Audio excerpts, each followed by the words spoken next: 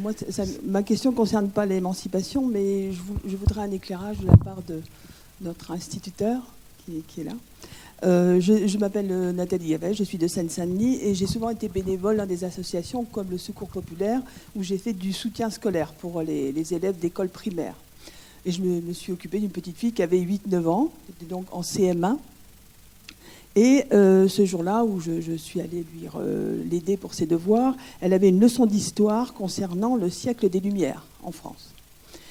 Et la leçon, alors moi, à ma grande surprise, j'ai regardé son livre, je l'ai feuilleté, elle devait apprendre un petit résumé, et j'ai vu que la leçon se limitait, enfin tout le chapitre concernant le siècle des Lumières se limitait au commerce triangulaire, c'est-à-dire le commerce des esclaves, comme on sait. Il n'y avait rien, absolument rien, sur tous les grands philosophes, nos écrivains de l'époque, absolument rien. J'étais sidérée. Alors, je voulais poser la question, savoir qui décide du contenu des livres d'histoire et comment sont élaborés les livres d'histoire de France et est-ce que c'est en fonction du programme scolaire imposé par l'éducation nationale. Voilà, je me suis posé des questions. Mais bon, voilà, je voudrais avoir quelques éclaircissements. Merci d'avance pour la réponse. Les livres, les livres en général, c'est plus fort comme ça, c'est bon. Les livres sont normalement conçus à partir effectivement des programmes nationaux, normalement, d'accord. Maintenant, je pense que beaucoup d'éditeurs prennent certaines libertés par rapport à ces livres. Après, je ne sais pas, le livre, c'est un choix. On n'est pas obligé déjà d'avoir un livre dans une classe. C'est pas une obligation institutionnelle d'avoir un ouvrage ou un manuel. Ce sont souvent des recommandations. Après, l'enseignant est absolument libre de son choix. C'est-à-dire ce qu'on appelle la liberté pédagogique. C'est un petit peu ce que j'expliquais. Quand je disais le verre est dans le fruit, c'est qu'on peut fustiger effectivement l'institution, on peut fustiger, je dirais, la société, mais au sein des enseignants eux-mêmes, au sein du ministère, les choses ne sont pas claires. Quand je vous parlais de ma position, je suis très, très minoritaire dans cette façon de penser par rapport à mes collègues directeurs. C'est-à-dire que si j'aborde ce sujet-là, j'ai des haussements d'épaule, les gens soufflent, et même par rapport au corps enseignant, je crois que notre collègue ce matin qui est intervenu l'a fort bien défini, on est aux prises à, je dirais, à une dictature minoritaire mais très agissante et très vociférante de positions effectivement sur le colonialisme, sur le racisme d'État.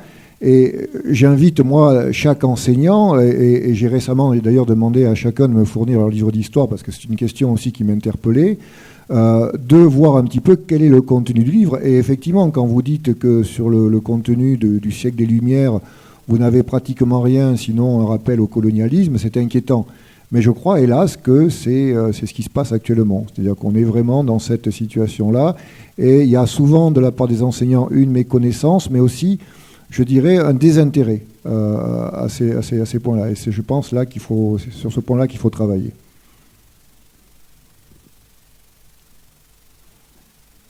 Oui, et puis Jean-Pierre Aubin. Oui, pardon. Je voulais juste te poser une question. Comment réagissent les... Présente-toi, oui. Présente-toi. Thierry Mény, je fais partie du comité Laïcité République et je suis président aussi de l'Association des libres penseurs de France. Donc la question que je voulais poser, c'est comment réagissent ces élèves que l'on ethnicise systématiquement, que l'on laisse dans leur position ton père, ton grand-père était malien. Il y a quand même un moment donné, ils doivent mal le ressentir parce que quand il est né à Paris, dans l'hôpital parisien, à un moment donné, le Mali, c'est plus grand-chose pour lui. Alors, quelle est leur réaction par rapport à ça? Est-ce qu'effectivement, ils en sont satisfaits ou au contraire, ça leur met un poids de plus sur les épaules? Merci. On peut peut-être avoir deux réponses, d'ailleurs. Voilà. Donc, vous savez, les enfants de l'école élémentaire, ils ont souvent un conflit de loyauté. Loyauté vis-à-vis de leur famille, loyauté vis-à-vis de l'école par rapport à leur maître ou à leur maîtresse. C'est normal, ce sont en général les adultes les plus importants pour eux. Il y a une confusion absolue dans leur esprit, savoir qui ils sont exactement. Vraiment un problème d'identité chez ces gamins-là. Quand on leur pose la question abruptement quelle est ta nationalité, ils vont vous répondre En général, c'est vrai, la nationalité fantasmée des parents. Souvent, la nationalité musulmane aussi. Hein, je suis musulman, voilà, c'est leur nationalité. Quand on leur parle de nationalité française et quand on leur, par exemple, leur montre le symbole du passeport, tout simplement, ils admettent. Mais c'est quelque chose, effectivement, qu'ils ont du mal à concevoir.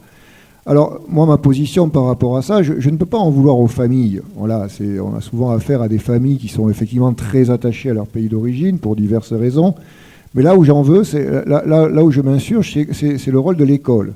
C'est-à-dire que si l'école n'a pas justement ce rôle de mettre cette petite graine dont parlait Madame Pernelle dans la tête des enfants en disant voilà, tu es un citoyen français, tu appartiens à une république et tu effectivement dois adopter les valeurs de cette république à travers les livres d'histoire dont on parlait qui effectivement n'abordent même plus ce thème-là, on faillit à notre mission. Et je pense qu'effectivement, et dans mon école y compris, la confusion chez ces gamins-là existe. C'est très compliqué pour eux de s'identifier à ce qu'ils doivent être, c'est-à-dire des petits Français.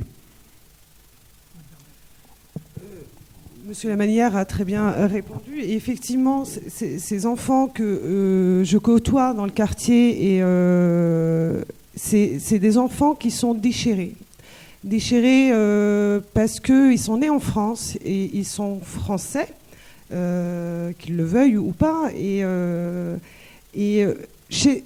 Dans leur famille, on leur donne un autre message.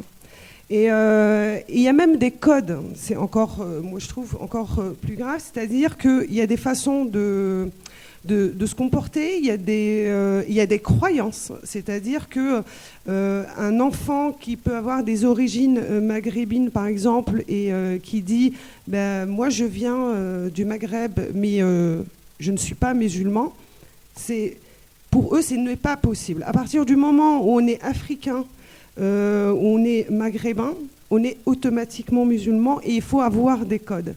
Et ils se jugent même entre eux à la cantine, même par rapport au repas qu'ils demandent. Et ils sont constamment dans le jugement. Et moi, je trouve que c'est difficile pour ces gamins-là de pouvoir faire un choix.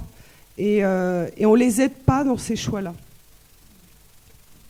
Pour peut-être rajouter rapidement, ça va même au-delà. Je crois qu'il faut vraiment être vigilant parce qu'on a tout un secteur périscolaire, par exemple, avec des animateurs qui sont la plupart bien, enfin, mais qui sont eux-mêmes issus. Alors on choisit les animateurs, en général, ils sont issus du même quartier que ces gamins. Donc on est encore dans ce fantasme du grand frère. Et ces animateurs, en fait, ils ont exactement les mêmes codes que ces gamins-là. Et dans les services, effectivement, alors c'est du périscolaire, hein, dans les services périscolaires, cantine, études, où les enfants passent un moment assez long, parce qu'il y a la cantine, c'est quand même 2 heures, l'étude, c'est quand même 2 heures, fait 4 heures par jour, et plus le mercredi après-midi, ils retrouvent ces animateurs qui ont les mêmes codes qu'eux. Et c'est vrai que, voilà, moi, dans mon école, par exemple, je suis désolé de le dire, mais tous les animateurs, à part un, sont des animateurs maghrébins revendiqués. Hein. J'ai même parfois dois être vigilant pour voir s'il n'y en a pas qui font la prière ou autre dans les toilettes. Et ils sont très gentils pour la plupart, j'ai pas de souci avec eux. Mais effectivement, on peut se poser la question, quel message ils donnent à ces gamins-là. Et je crois qu'on cantonne cette population de ce quartier de Paris, mais qui est similaire à des quartiers dans le 93, hein, on les cantonne dans leur origine fantasmée. Attendez, il y a beaucoup d'interventions et puis on ne va pas pouvoir en prendre de trop. Jean-Pierre Aubin, d'abord. Oui, je voudrais intervenir par rapport à la question précédente de la collègue qui a rapporté l'histoire du manuel scolaire réduisant le siècle des Lumières à la traite négrière. Je ne vois pas d'ailleurs tout à fait le rapport entre les Lumières et la traite négrière, sinon chronologique. Mais il y a là un objet de scandale si l'information est vérifiée. Et donc, sur cette question des manuels scolaires, compléter la réponse de Jacques Lamanière. Le principe des manuels scolaires, c'est la liberté éditoriale. Les éditeurs, les auteurs sont libres de faire ce qu'ils veulent, mais l'éducation nationale est évidemment libre de conseiller aux élèves, puisque ce n'est pas une obligation, d'acheter tel ou tel manuel. Et là, il y a le problème de la liberté pédagogique. Est-ce que chaque instituteur, chaque professeur dans sa classe est libre de conseiller tel ou tel manuel? Il faut revenir au code de l'éducation. l'article qui traite de la liberté pédagogique, qui met 3 limites à cette liberté pédagogique. Tout d'abord, respecter les programmes. Ensuite, se dérouler dans le cadre du projet d'école ou du projet d'établissement. Et enfin, se dérouler, enfin, prendre place sous le contrôle des inspecteurs. Donc il y a 3 limites à la liberté pédagogique. Et concrètement, ça veut dire quoi pour un parent d'élève, par exemple, dans une école primaire? Ça veut dire que s'il voit une telle dérive et un manuel de telle sorte conseillé par un instituteur, il y a le conseil d'école. Il saisit le conseil d'école de savoir si ce manuel est conforme au projet d'école. Et là, il y a une responsabilité du directeur et du conseil des maîtres. C'est-à-dire que la balle est renvoyée dans les mains du directeur qui préside à la fois le conseil d'école et le conseil des maîtres pour dire, eh bien, non, il y a quelque chose qui ne va pas. Nous ne pouvons pas, dans le cadre de notre projet d'école, conseiller un tel manuel, il faut en conseiller un autre. D'abord monsieur Jean-Pierre Sacoun, après, puis derrière. Bonjour, merci pour vos interventions. Je m'appelle Hassan Foukaï, je suis citoyen français. Je voulais vous dire que j'étais très touché par vos témoignages, notamment le vôtre, madame. Vous avez bien décrit, je trouve, les ravages du patriarcat et de l'obscurantisme dans les esprits. Je voulais aussi me dire que si les parents ne le font pas, je pense que l'école a un rôle à faire passer dans le message du fait, pour ceux qui sont issus de l'immigration, même si vous avez bien pointé les limites, monsieur, de cette expression, de la double culture. Moi, par exemple, je suis issu d'une double culture. Mes parents sont d'origine marocaine. Je suis né, j'ai grandi en France. J'ai à la fois d'un côté la culture marocaine, envers laquelle, sur certains aspects, je suis très critique, et de l'autre, la culture française, envers laquelle aussi, sur certains aspects, je peux être critique. Et je pense que si malheureusement les parents ne le font pas, je pense qu'il y a un vrai intérêt de l'école à dire apprenez à connaître votre culture d'origine et apprenez à connaître la culture du pays dans lequel vous vivez et qui est aussi votre pays. Je voulais aussi vous dire que j'étais d'accord avec vous sur l'aspect un peu sanctuarisation de l'école. Je suis tellement d'accord avec vous qu'à titre personnel, je suis pour le rétablissement de l'uniforme à l'école. Dans le sens où, pas forcément d'une manière très stricte, mais dans le sens où je pense que les barrières, qu'elles soient politiques, religieuses, sociales, à l'école devraient être abolies. En revanche, sur la question des religions, les élèves à l'école, ils sont jusqu'au bac, ils ne sont pas soumis à une obligation de neutralité comme les professeurs. Ils sont soumis à une obligation de discrétion. C'est ce que dit la loi en tout cas, c'est ainsi qu'a interprété la loi de 2004. Par exemple, elle permet de porter des signes religieux dits discrets à l'école pour les élèves. Alors du coup, j'ai là-dessus une question. Est-ce que vous souhaiteriez le durcissement de cette loi et donc imposer aux élèves une vraie neutralité plutôt que simplement une simple discrétion qui d'ailleurs permet aux élèves de parler de religion? Deuxième point, c'était sur la cantine. Je suis tout à fait d'accord avec vous. Je suis contre la cantine halal, cachère ou ce que vous voulez.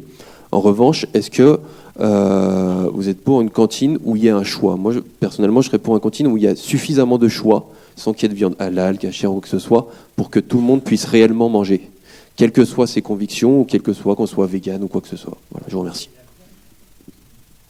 Alors, pour répondre à votre première question par rapport à la famille, je crois qu'une famille qui effectivement parle à son enfant de son pays d'origine est dans son rôle. Je n'ai pas de souci avec ça. Par contre, ce qu'il faut, c'est que l'école se démarque de ça. L'école, pour moi, ce n'est pas le lieu du pays d'origine, c'est le lieu de la République française. Donc il faut que l'école, effectivement... Moi, ce qui m'avait surpris quand je suis arrivé dans cette école, c'est que chaque fois qu'il y avait un spectacle offert à ces enfants-là, alors c'était quoi? C'était un conteur africain, c'était un griot, c'était un spectacle de danse folklorique d'un pays d'origine des enfants. J'avoue franchement que est-ce que l'école... Je dirais la même chose avec, par exemple, ce qu'on appelle les ELCO. Vous savez, c'est l'enseignement des langues et cultures d'origine. Bon, même si ça a un petit peu évolué, il fut un temps où on nous demandait à nous, directeurs d'école, comme c'était des accords entre les pays d'origine, soi-disant d'origine, et la France, de dire dans chaque classe combien il y avait d'enfants algériens, combien de Marocains, combien de Tunisiens, parce qu'en fonction du nombre d'enfants, on faisait venir un enseignant tunisien, marocain ou algérien. Voilà. Donc j'avais toujours refusé de faire ça. Alors ça a un petit peu évolué, elles coexistent toujours, mais franchement, je n'en vois pas bien la finalité. Voilà, bon, c'était... du moins, je connais les langues étrangères à l'école, ça c'est bien, mais les langues et cultures d'origine, je ne sais pas. Voilà. Et par rapport à votre question sur le périscolaire et la cantine, ben oui, le choix, pourquoi pas. Moi, j'ai rien contre le choix, mais encore faut-il que le choix soit pas non plus un choix, je dirais, hypocrite. C'est-à-dire que, pour l'exemple, par exemple, du 19e, on voit fleurir dans le 19e à la cantine maintenant les repas dits végétariens. Alors, la préconisation dans la France, c'est un repas par semaine, et là, on en a 2. Voilà. Quand j'ai interrogé le maire lors d'une réunion sur ces fameux repas végétariens, donc bien sûr, il m'a dit la planète, l'environnement, voilà, les vaches qui émettent du méthane, ok, ça on connaît. Mais je dis pourquoi 2 ? Parce qu'il faut effectivement, il faut que les enfants, voilà, on mange la viande, c'est pas bon. Mais en fait, le quartier n'est pas du tout végétarien. Si l'avenue de Flandre, par exemple, qui est proche, vous avez une boucherie tous les 100 mètres, d'accord ? Donc on ne me dise pas que la population de mon école est soudain passée végétarienne. Donc on a bien compris que le maire a répondu à des pressions qui disaient que, comme on ne peut pas avoir de viande halal dans les cantines, c'est un fait, autant pour que les enfants puissent y rester tous les jours, avoir quelque chose de neutre, pour le coup, qui est du repas végétarien. Voilà, donc il n'a pas dit les choses clairement. Et c'était purement électoraliste. Voilà, donc moi je ne suis pas contre un repas végétarien par semaine, évidemment non. Mais pourquoi 2 et pourquoi pas, et même ils pensent à en mettre 3 sur 5 maintenant. Voilà, et on sait très bien que la raison, c'est pas parce que le quartier du 19e devient vegan, c'est pas vrai. Hein, les lobbies véganes dans le quartier, il n'y en a pas beaucoup. Merci. Jean-Pierre, et puis après une intervention derrière, oui, une ou 2, pas trop après, parce qu'il faudra quand même passer aux 2 interventions suivantes. Voilà. Oui, une remarque d'abord, pour répondre en partie à ce que vient de dire monsieur, et puisque je l'ai déjà fait ce matin, une petite lecture qui va illustrer ce qu'a dit Jacques Lamanière à propos de la difficulté même de faire comprendre et de faire passer la laïcité auprès des enseignants. La remarque, c'est que nous avons entendu il y a quelques jours une directrice d'école d'une ville de Gennevilliers nous expliquer qu'à la cantine, des personnels chargés de faire manger les enfants retirent les assiettes de viande aux enfants qu'ils considèrent comme musulmans. Et ça arrive beaucoup et partout.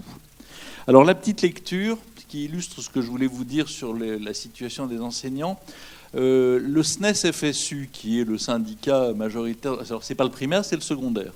Le SNES-FSU va bientôt avoir son congrès national et donc ils font circuler le texte proposé par le bureau national aux organisations départementales du SNES, texte qui doit être donc accepté, refusé, amendé par les organisations départementales. Et je vais vous en lire un tout petit extrait. C'est donc, je vous le rappelle, comme je viens de le dire, le syndicat du second degré, le principal syndicat français. Le racisme n'est pas du seul fait des partis particulièrement xénophobes.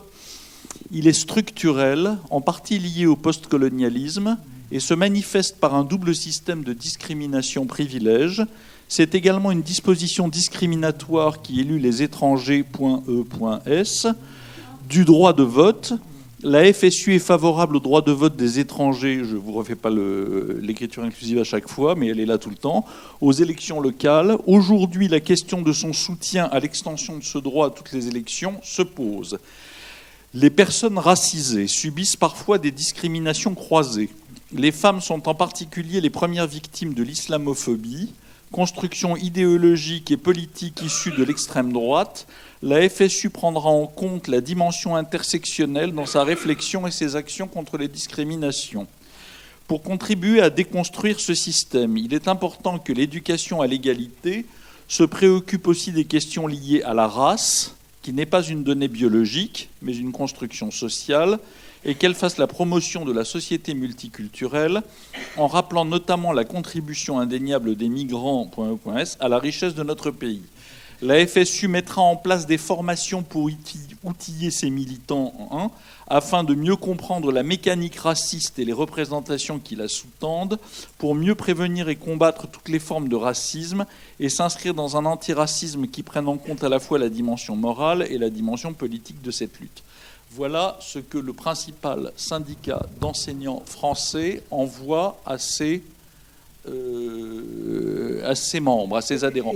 Alors je signale pour la bonne... Tu dis que c'est parce qu'il s'adresse en tant que SNES, mais il parle de la FSU. Donc oui, c'est la FSU. C'est la motion d'émancipation pour le congrès qui vient de se dérouler voilà. de la FSU qui a obtenu 11% des voix. Alors je signale pour la bonne règle qu'un certain nombre de départements ont rejeté, non pas modifié, mais simplement rejeté. 11%, mais voilà quand même ce qui circule auprès des enseignants français.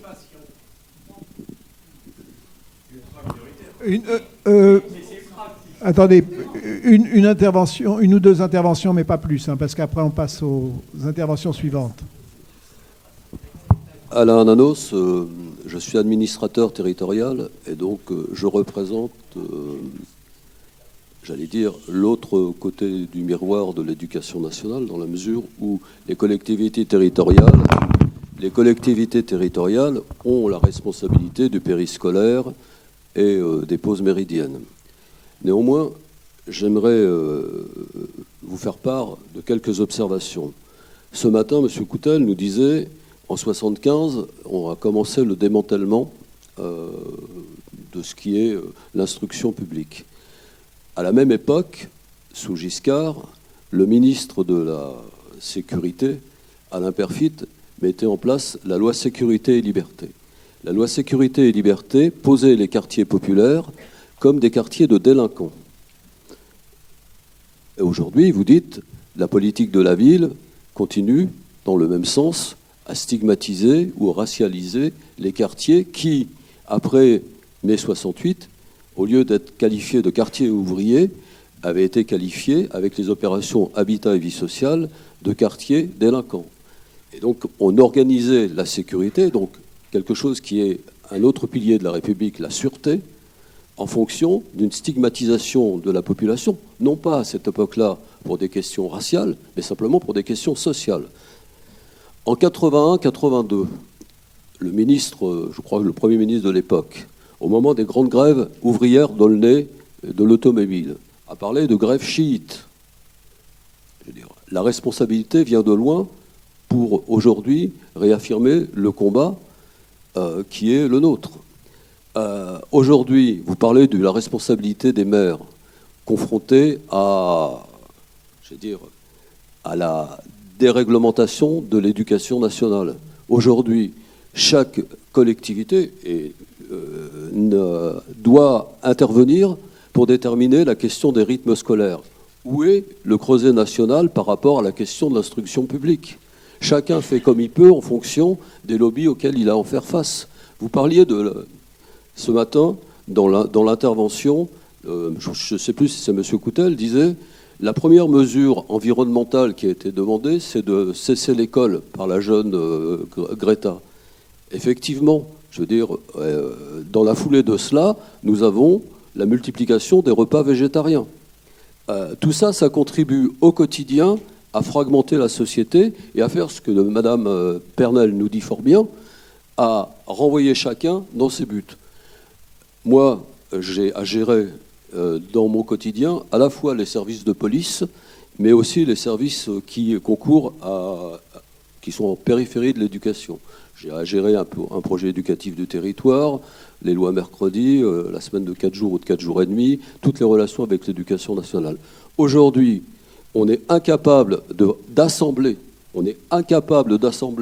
le versant État, c'est-à-dire l'éducation nationale, de la fonction publique, du versant territorial. Aujourd'hui, nous, cadres supérieurs de la fonction publique territoriale, nous n'avons aucun espace de dialogue avec les directeurs d'école. Les directeurs d'école, on est incapable aujourd'hui de pouvoir parler avec eux. Pourquoi ? Parce que quand on regarde les conseils d'école, dans la relation qu'ils posent avec la collectivité territoriale, avec les maires, et donc avec nous qui sommes les fonctionnaires qui mettons en œuvre les politiques, on est confronté à cette société de consommation qui exige plus de moyens.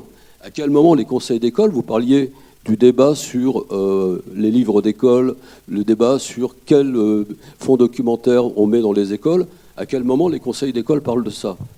Nous, on n'a pas ces retours-là. Ce que je veux dire, c'est qu'aujourd'hui, la question de la laïcité, nous, on l'a dans la fonction publique territoriale posée. On l'a parce que vous l'avez fort bien remarqué, et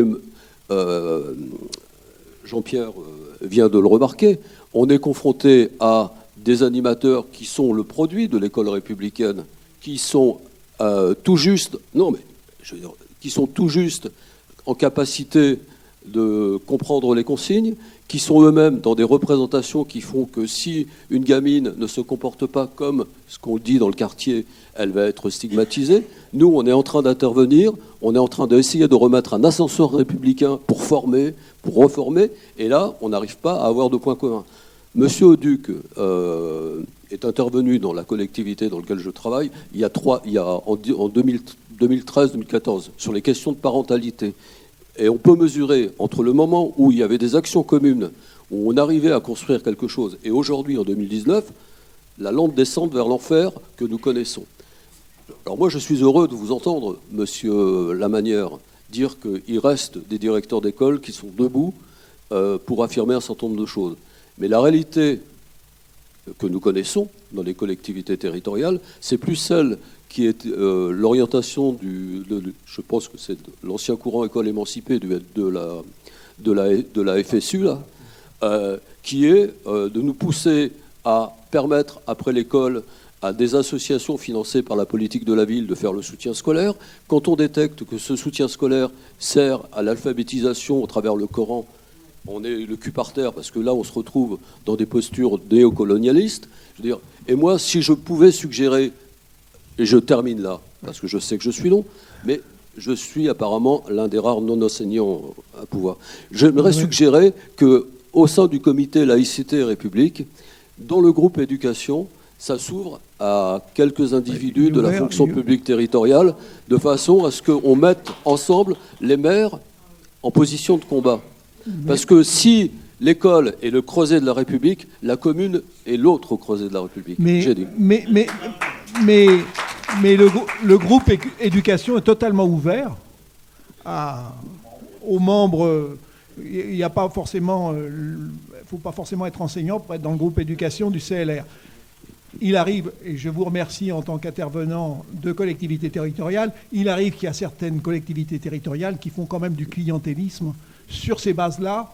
Et là aussi, il faut le dénoncer de manière importante, parce que c'est aussi une des raisons pour lesquelles les choses n'avancent pas correctement.